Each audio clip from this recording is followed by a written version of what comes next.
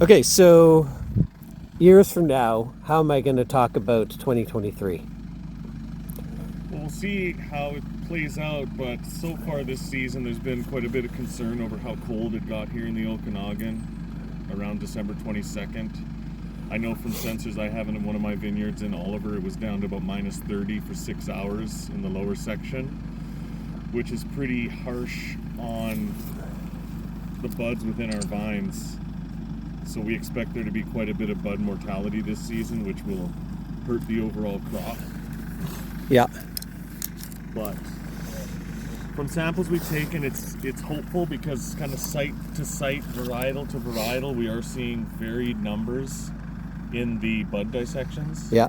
Which indicate we don't exactly know what to expect. You can never trust the numbers fully because it doesn't account for the variability and chaos of nature. But there's definitely some stress so far this season of how the crop's going to be affected this year by those cold temperatures for sure.